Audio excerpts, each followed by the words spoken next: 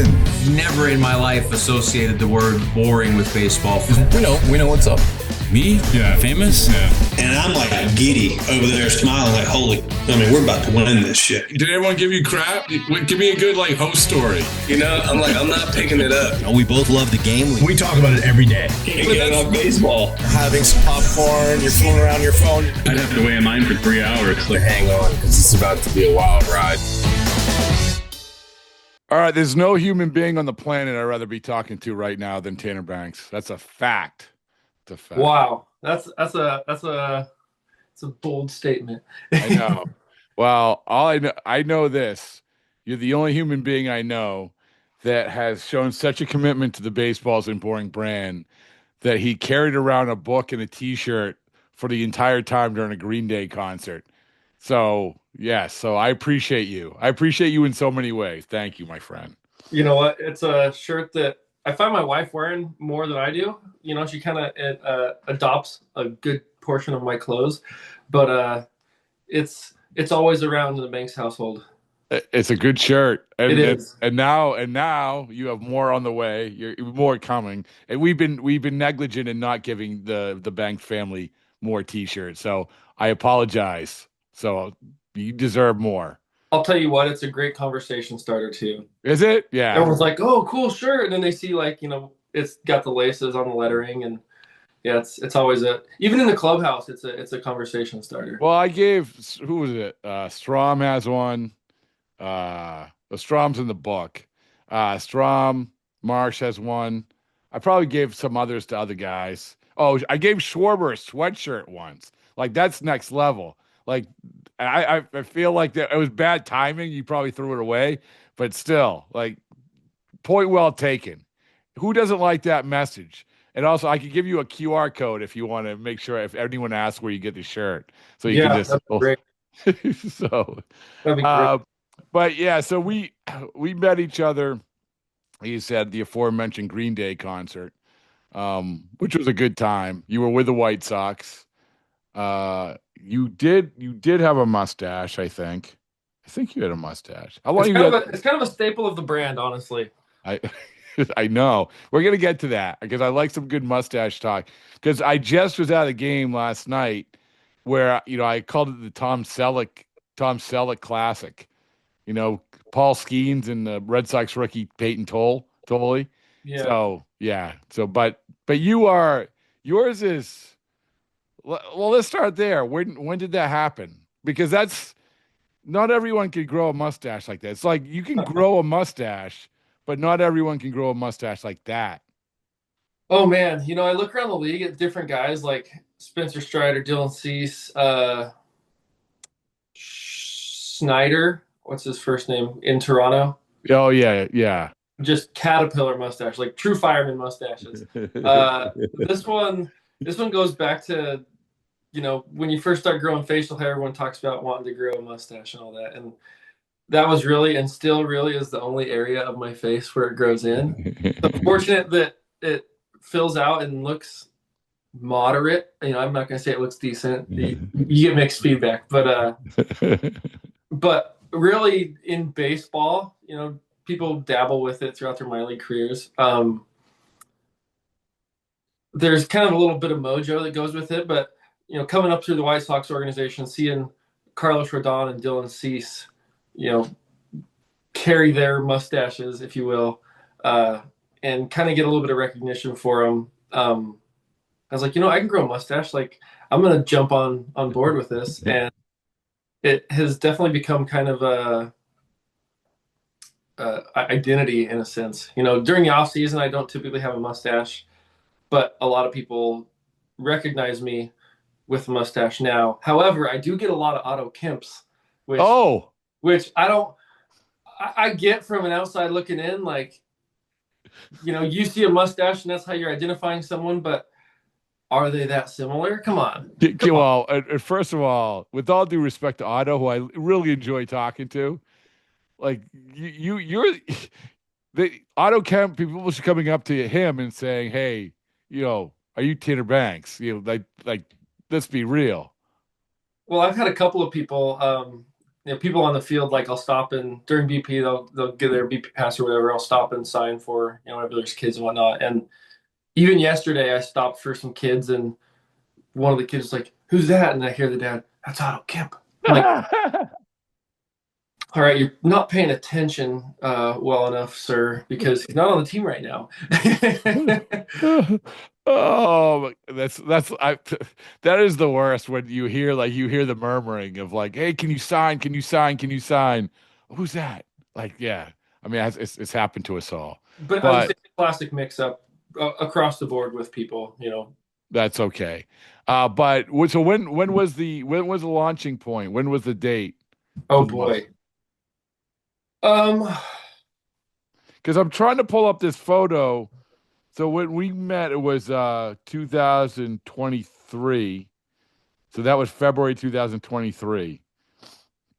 I mean, I had it sporadically in 2019. Okay. That was really my first time like having it during a baseball season. But 2022, I had it off and on. 2023, I had it off and on. Almost all of last year, I had it, and then I shaved it last year for a karaoke, like a pre-arb karaoke team, camaraderie building thing, so I could look the part of the character I was dressed up as. All right, can we put a pause on this for a second? Can you explain exactly what you said? Because I feel like you just like rolled right through a really good story.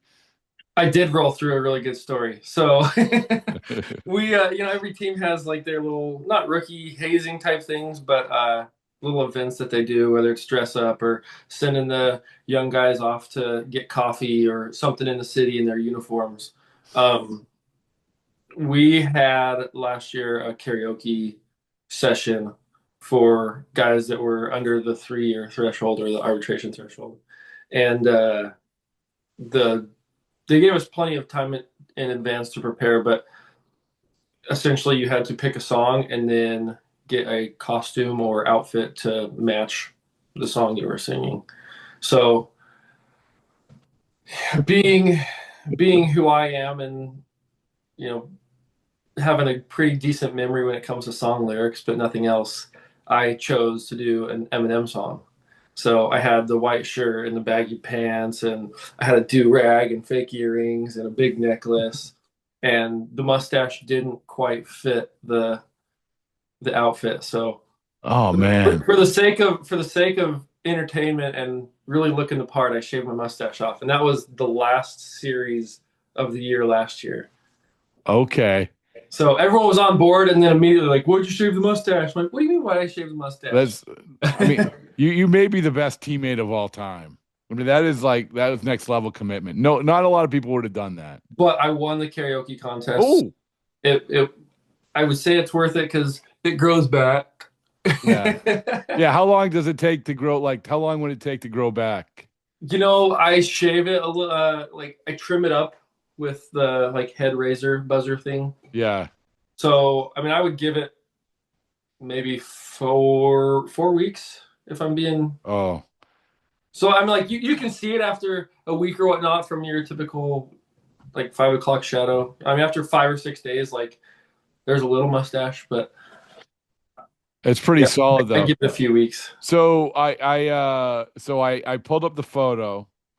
It says the location was Tempe Beach Park, which I don't know. All I know is there was a lot of dust there. It was that book signing, if you remember. It was the Innings Festival. Innings Festival. Oh, yeah. Come on! How do I not remember that? What a day that was! It was. I don't know what you call it. It's a suite. It wasn't a suite. It was. I guess it was right. Yeah, it was. So it was an outdoor thing. So you guys. I don't know who got did Joe get it through his hookup? I don't know, but you and Diekman was there, and I think Lance Lynn was there, and I love Green Day, man. So other than meeting you, Green Day was the biggest part of that day. So it was and the book being there in masses and people waiting in line to have it signed by you guys, and that was a cool day. That was a cool day. And like I said, I honestly, what I also remember is feeling really bad that you were carrying around this book and saying, I'll carry this for you. I'll do this. Well, So, when Joe didn't offer to bring one to the clubhouse, I was like, well, this is where we're at. So I want the book. I'd rather buy it in person than order it online. Like I'd rather be a little more personal, especially with people that you support and work with. So between the lack of distribution of books and T-shirts, I am finding out all kinds of things now in hindsight of how Joe failed the marketing aspect of this in the Chicago White Sox clubhouse. But in all fairness to Joe, he's got a million things going on. So what do you expect? Yeah. Well, here's I don't know if you can see it. Oh yes. Yeah. Yes. So you have a strong mustache there. All right. Before we get off the mustache, I like a good power ranking. Power rank for me the top 3 mustaches in Major League Baseball right now. You're not allowed to vote for yourself. Man, I was asked this question not too long ago. It was okay. 8 or not ranking, but it was like 8 or 10 mustaches in baseball. Golly, give me some. I mean, I don't know. I tell you what, the guy that you're probably not familiar with him yet, but again, is Peyton Tolley, one of the top pitching prospects. I watched his highlights last night. He's got a nice mustache. Yeah. So and the best thing about it is that he said he was inspired by Tom Selleck, and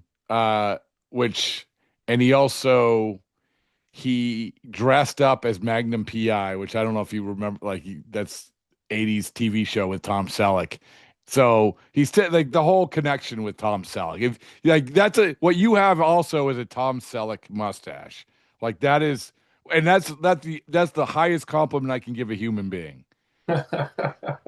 So I don't know others. I don't know. I remember having a conversation with Jason Foley of the Tigers was last year because he had a mustache, right? And we were talking about the long hair. Too. Long hair, yeah. It said mustaches are like coming back. But as we're sitting there, I should have known like you had already brought back mustaches. So I'm not gonna ask you to do that. That's you can ruminate on that. You can think about that. I will say to a little bit earlier, I think Strider's mustache is up there. Yeah. He keeps this relatively trim and groom, and I think that's the real key to it is like making sure that it's not distracted by the stubble on the face. Yeah. You want to be the centerpiece. I think Dylan Cease, when he keeps this trimmed, I mean, because we've seen him with like bushy beards. I think his is up there, and I think Schneider is his mustache up there. Yeah. I remember seeing that for the first time a couple years ago and be like, man, that is a caterpillar. But I always like to honorable mention Andrew Chafin for his. I mean, he's got the flow. Yeah. He's got the full Monty. Almost handlebar. Yeah. I can really appreciate that. Now for the postseason, I want you to do the Raleigh fingers if you can. Just twirl it up. Oh man, I think if I had enough time, I could have grown it out a little longer. But like I'll trim and then I'll cut like a line, so because it'll start to really hang down here. Yeah. But if I start now. Well, listen, this is a perfect segue. Congratulations on a great season. Well, I mean, we can't talk about the postseason unless you're going to be in the postseason. So, or you're in the mix to be in the postseason, and a big reason the Phillies are in that conversation is because you're having a great year. Like I was so super happy for you. And it's your story is a great one. This is one of the reasons, along with just catching up with you and talking about mustaches. Like I love talking to people whose stories are that of perseverance and finding that, what are you, 32? 32? 33. 33. Well, I was trying to undershoot me. I appreciate it. Undershoot. You look not a day older than 31. It's hiding the wrinkles. But this is your story is a great one. You look at it where what are you 18th round pick? 18th round, yep. 18th round pick, 2004. And so I was doing a little bit of research. You know how many guys in that first round, 2014, I said 2004, 2014, that you have a better career WAR than from the first round? I have no idea. I have no idea. I just know who is still playing from my draft. Yeah. In terms of the White Sox draft. Oh, the White Sox. Okay. And that's Carlos Rodon and Aaron Bummer. Okay. Well, in that, so 18th round. By the way, there's another player who's still playing from that 18th round in Major League Baseball. Who is it? Jacob Webb. So, but in that first round, you have a better career WAR, which is at 2.7 now, than 25 players in that first round. The point is what you have, like, this is a great lesson of, doesn't matter where you're drafted. It doesn't matter. None of it matters. It matters your attitude, your perseverance, your talent, all of it.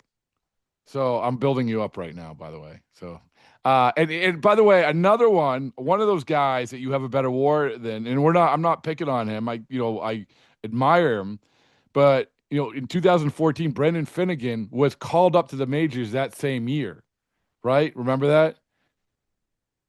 I'd say yeah, but I was on my own path at that point, just trying to.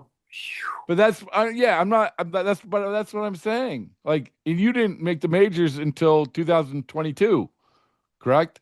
Correct. But my point is that everyone has a different path, and we should appreciate where you've landed and the lessons you learned along the way. Because I don't know, when you're drafted, if you feel, okay, I'm drafted, here we go.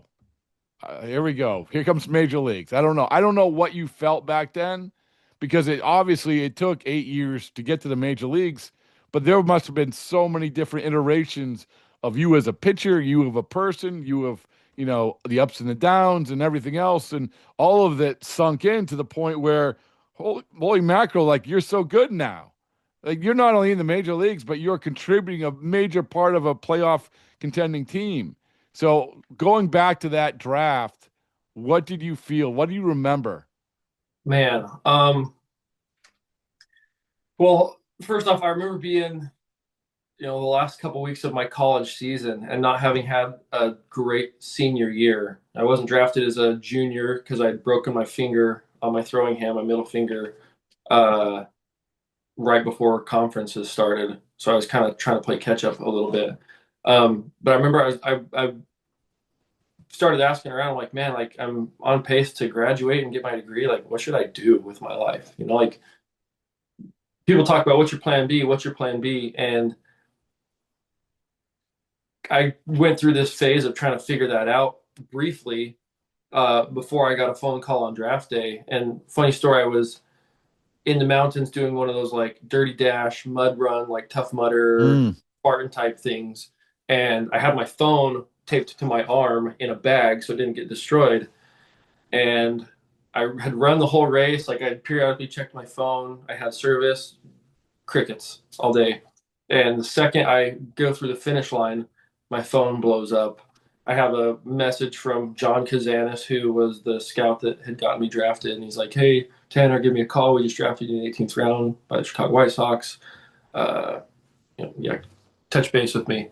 2 days later, I'm on a flight to Arizona, and pro ball is so much different than college ball. And I didn't really have a grasp of what it looked like, what that atmosphere or what the pro ball dynamic was. And I remember sitting down one of the first days in camp with the pitching coordinator, and he's like, when did you throw your last sideline? Sideline? What do you mean sideline? It's like, your last bullpen. Oh, okay. I was like, a month ago. but looking back on the whole experience, to the point you were making, after getting drafted, my whole thought process was no longer about plan B. What am I going to do with this college degree? It was plan A, plan A, plan A. And really just kind of being present with and grounded in where I was. And not trying to be anyone different than I was. Obviously, that's a learning process. Some guys come in with these big fastballs and great control and great breaking pitches, but so much of my progression through the minor leagues was being present with where I am, kind of enjoying the moment. Not once in the early goings was I thinking about the big league level, like me getting there in a sense, because I'd seen some of the talent and how quickly they had ascended the levels and what that looked like. But I had always told myself, if I can be in like the top half or the top, 30% of performers, regardless of what that looked like from a like pitching stuff standpoint, that I would have a chance to continue playing. And I always, it took me a long time to figure out how to strike guys out. I'd see teammates with, different repertoires striking out 8, 9, 10, 12 guys a game. And I throw, as a starter, I'd throw 6 or 7 innings and strike out 4 or 5 batters. I'm like, what am I doing wrong? So there was that ever learning process and really trying to, I guess, hone in on what I can do day to day or season to season or in an off season to take that next step or to grow and learn and develop. And it holds true now. Like I go into the off season every year with a goal or 2 or 3 in mind of things I want to work on and improve. And to anyone out there that's listening, like, don't be afraid to pick teammates' brains and pick coaches' brains and, talk to as many different people as you can about what works and what doesn't work or what they would recommend or advice they have. Because if you're not malleable and you're not constantly trying to absorb information and grow and develop, then you'll get passed by someone that does. So what was give me an example of that, a recent example maybe, of maybe even heading into this year. Was there some, because I hear what you're saying. Sometimes, and this has happened, Tanner, like on the podcast, to be perfectly honest with you, this is one of the reasons I love doing this, is because I'll sit down with somebody and somebody will say something and they'll just hit. Like, and I use this example a bunch this year, but I sat down with Charlie Morton. Charlie Morton was like, he was having a tough time earlier this year. We sat down and he basically said the line of, listen, if they give you the opportunity to figure it out, then figure it out. I'm like, that makes sense, right? Sometimes it just hits. So it comes back to my question for you. What do you have an example of something somebody said?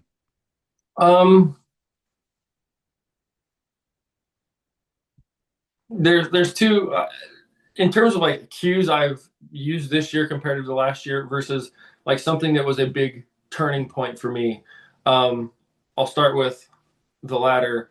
In 2020, so the year that baseball got shut down from COVID, I went into camp. We had this device called the core velocity belt, and our director of like rehab was kind of running this program of how to use this, or giving guys some tips on using this device, and kind of going in blindly, not really knowing what it was or how to use it. Later being referred to as the cliffhanger belt by people in the clubhouse, because it looks like a rock climbing harness, but sketchy. I went through this series of drills, and I've been told in the past, like, hey, you really pitch off your toe a lot. You pitch off your toe. Like, if we can get you into your glute, if we can get you to like produce a little more power in your delivery. And that was great, but I didn't know what that meant or what that looked like or how that felt.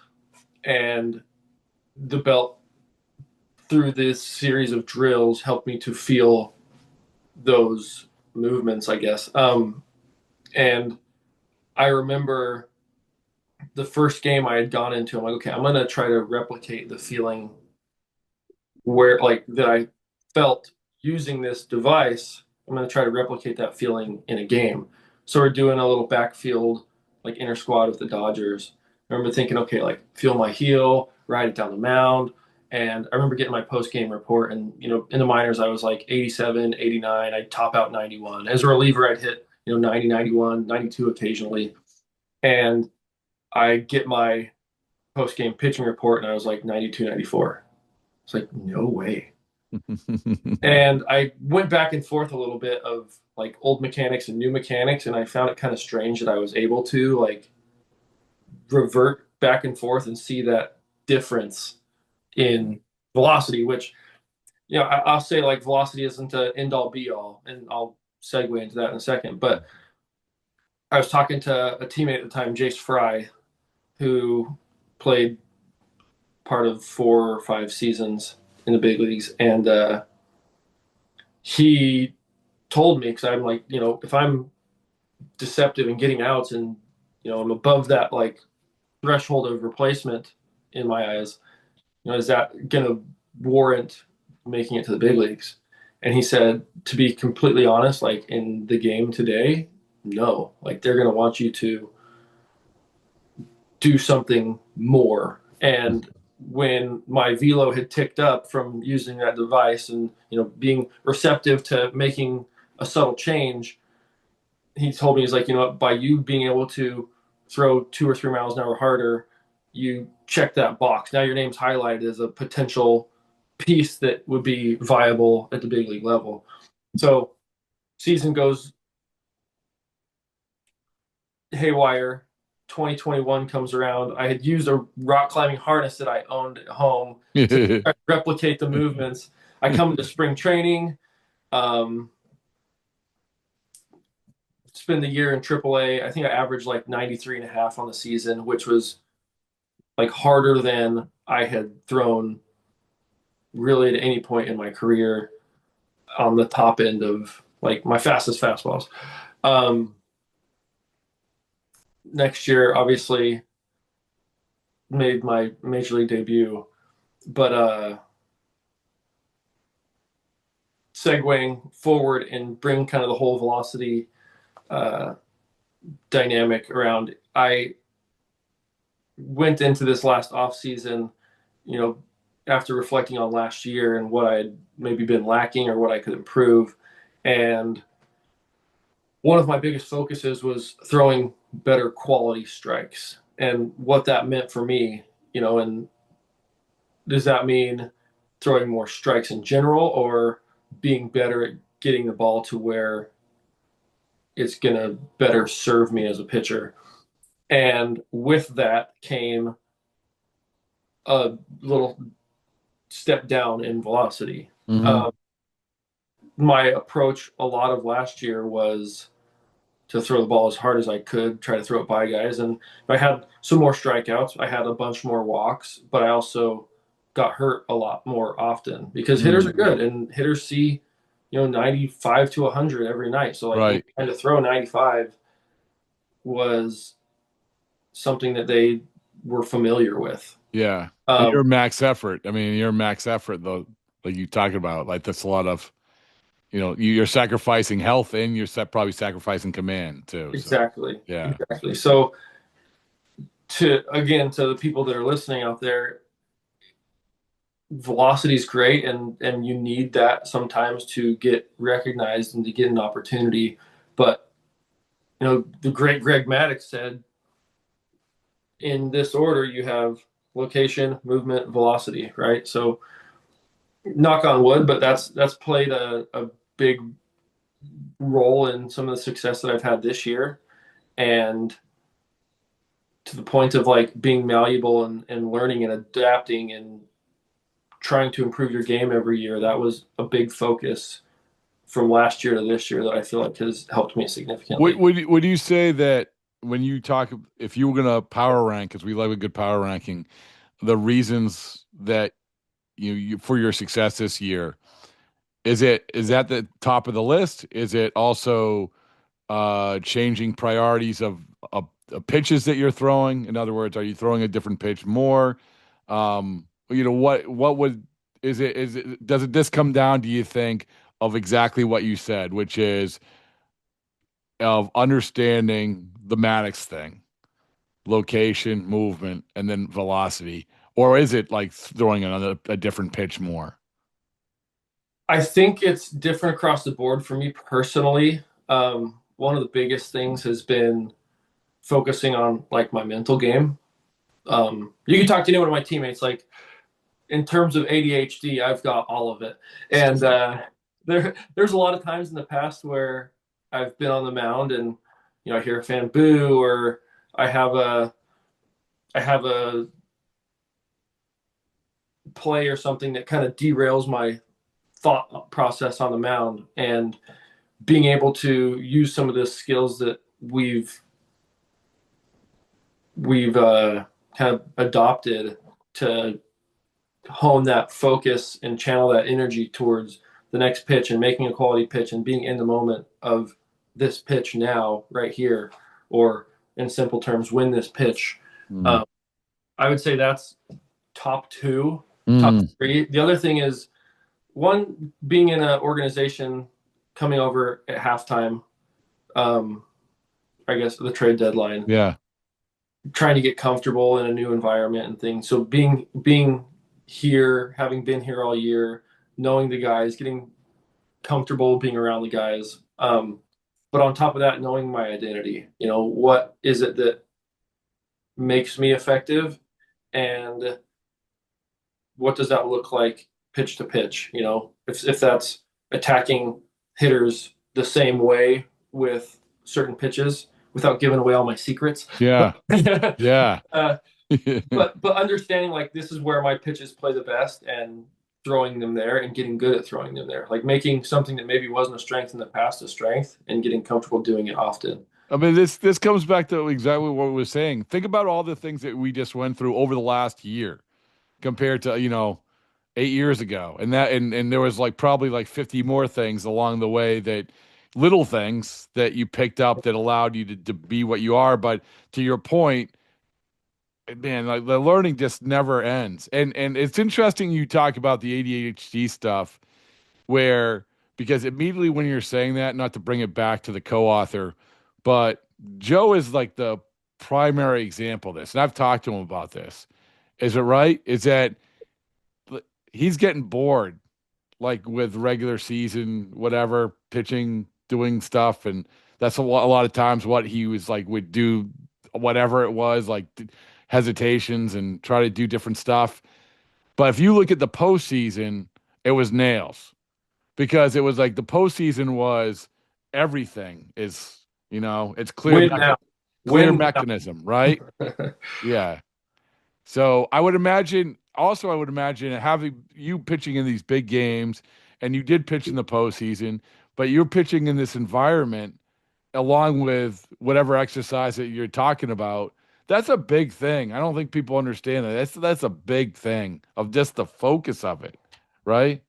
Yeah, and being in an environment like Citizens Bank Park, where you've got 40,000+ every night locked in on the play, and they're quick to let you know, if you're pleasing to what they want from the team. It definitely exploits if you do have a weak link in your mental performance sphere. Yeah. So it's definitely something that gets overlooked, but being able to hone that in has helped significantly. Going from, going 2-0 on a hitter and hearing a fan boo, and then hearing fans start to kind of pick up and catch wind of that, and then you get the guy out, and immediately the crowd reverses. They've always got your back, and it's not disapproval. It's that they want what's the best for the team and for the city. They're diehard for their sports. So it's never boo, you suck. It's boo, we need you to do better. Yeah, exactly. Oh man, Tanner, it's still to me the best crowd, best environment, because walking around that place during the playoffs, the best way I can describe it is the standing room is 4 deep, okay? But the 4th row of the standing room is into every pitch. They're not just pouring beer on their face or whatever it is. They're into every pitch. And that's they want to enact their will on the field, on what's happening in the field. But to your point, I would imagine that's great. You want to siphon all the good, but it sounds like you've become better at sort of I always go back to the For the Love of the Game movie, the clear mechanism thing. But clear mechanism. Focus on this. Absolutely. Yeah. So along those lines, postseason's pretty fun, right? Right. So Postseason's fun, especially at the bank. Like you said, those fans are trying to impose their will on the players, and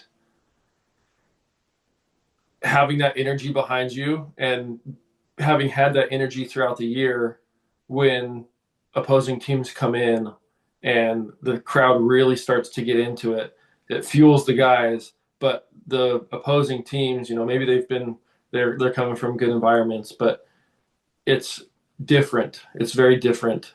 And can you hear, not to interrupt you, can you hear, because the Phillies bullpen is on the lower level, the yeah, visitors bullpen is right above that, but it's this weird dynamic where the crowd is almost like the visitors bullpen is almost in a shoebox for the crowd. Just can you hear that dynamic of you can definitely hear it. It's one of those things that it's kind of like a white noise machine. You hear it, and after a while, you don't learn to drown it out, or like you just get so it becomes kind of normal. So yeah. you're not thrown off or distracted by it per se. Now, when it does get extra loud or buoy, then you notice because it's different. But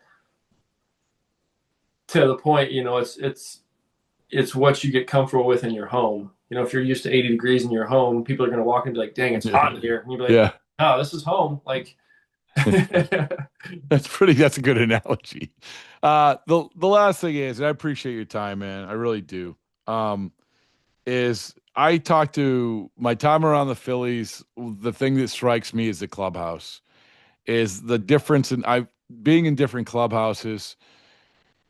I just feel like going back few years now, whether that's because of Schwarber, whether it's because of, whatever dynamic it is, I just feel like this clubhouse is such a good clubhouse. And my takeaway from it is because you have a lot of guys secure in their existences. It's all right to have rookies. It's okay. But there's to have a bunch of guys who are secure in their existence and also maybe not necessarily focus on, I got to do this, I got to do that. Instead, no, we got to win.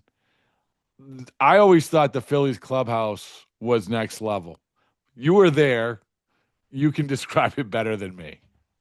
yeah, having the veteran presence that we have in there is really cool.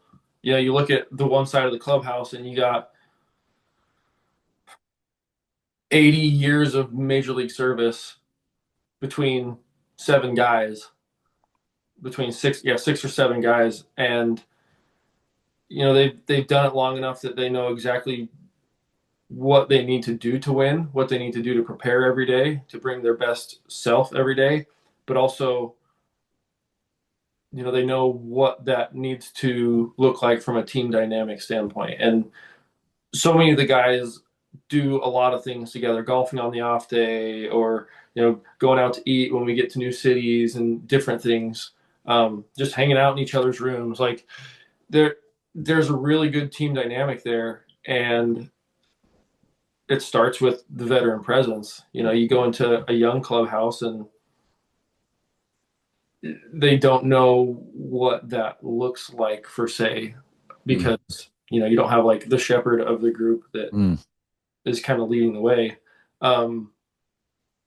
So whether it's golf or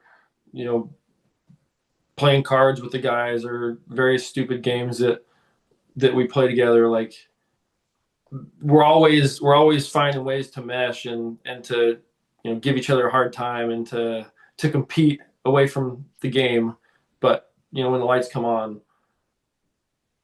we've been given this nice blueprint of what that looks like on a day-to-day basis from that veteran presence. Well, listen, all I know is all you do is win. You win at karaoke, you win in baseball. So I appreciate it. I, you're, I appreciated like the support that you gave way back when in that night that we met each other, and we've been following ever since. And I'm so happy that you're doing so well this year. So, and I look forward to seeing you in the postseason. It's going to be awesome. Thank you. Appreciate it. Thank you so much for having me on.